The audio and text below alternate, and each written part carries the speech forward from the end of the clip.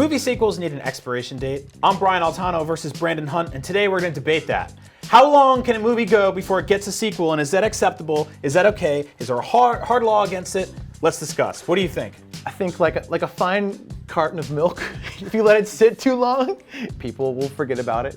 Like, example, Independence Day. Yeah. Independence Day is more inspired by like how big it could have gotten, how much more they could have blown up, how much more damage they could have done, than like how they could have served the story and the characters, right? It's a cash grab, you're trying to collect again. Your main character is killed off screen on a website story. Yeah, like, exactly. In the 2 decades between those movies. And I don't know if I think that if there was a right time to make that movie specifically, it was a few years later after the original. This one came out this year and it didn't even come out on Independence Day. Right. It came out like what? way before. It's in the title. But it doesn't always have to be that way, right? I don't know if there should be a definitive hard law against that. Because say, for example, you have something like Star Wars The Force Awakens. Right. Decades later, Return of the Jedi is probably my favorite movie of all time. Definitely my favorite Star Wars movie. I know, Empire Strikes Back's the best one technically. We understand. I just love Jabba's Palace that much. You go decades later and you pick up the story and you go, where do these characters leave off? Right. And I think the reason that one worked specifically was because there's that passing of a torch to the next generation. Right. In line with a lot of that, recently we've got Creed, which is basically a spin-off sort of diagonal hybrid from the original Rocky Balboa story. All in all, like that's a cool way to do it. Totally. And I think especially for a franchise that had what, six sequels? Rockies before this? Like, and 3 of them were kind of trashy? Yeah, well, I mean, that's kind of the way you would describe Star Wars, right? Right. Don't be mad at me. Okay, I don't know what to tell fired. you. They're not as great.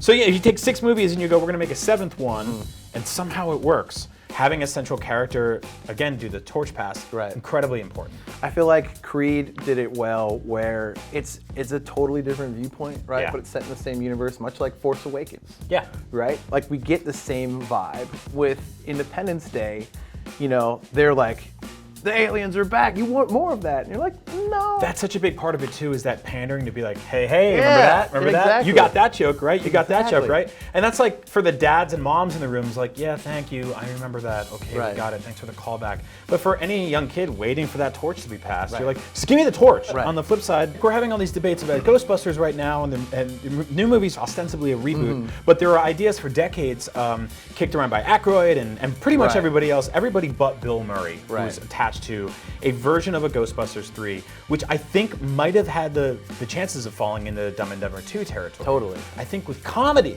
it's a different story. It's really hard to tackle. Because I mean, comedy is very situational, and those situations are based on those characters.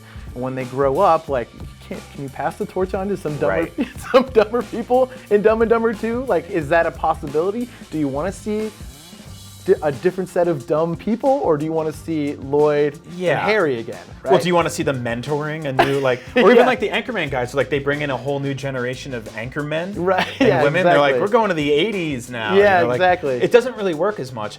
Oh, you know, I wanted to get in real quick. Indiana Jones. Oof. Now that's an idea of basically saying, we're going to try the torch passing, we're going to hand it to Shia LaBeouf. So what went wrong there? Like, that feels like that should have worked the same way Force Awakens did. You know, I think that that Crystal Skull was a weird anomaly. You know, you got George Lucas and you got Spielberg, and Lucas is a little bit weird. He wants some weird stuff to happen. Yeah, it's true. And they're clashing, and Spielberg's grown up a bit. It's a perfect dichotomy of seeing who is getting it and who is not getting it. It's kind of like if you handle a franchise with care and accuracy, and you build it in a way that's passing it off to a new generation while still sort of servicing the old generation, not leaving them completely behind, and it's not a comedy, you're in good hands. Then you're in good hands. Yeah. But that's a lot to get right. That's a lot to get right. So a lot of stuff in the pot you got to mix up real good. There's a lot of stuff in the pot. And you know what the problem about that is? All these people try to come in and put stuff in the pot. Oh, Take stuff out of the pot. And either you're left with dirty. this like hot salt water, which is not a good broth, or rotten milk. Or rotten milk. So for all things video games, pop culture movies, Indiana Jones, and milk, you're already in the right place.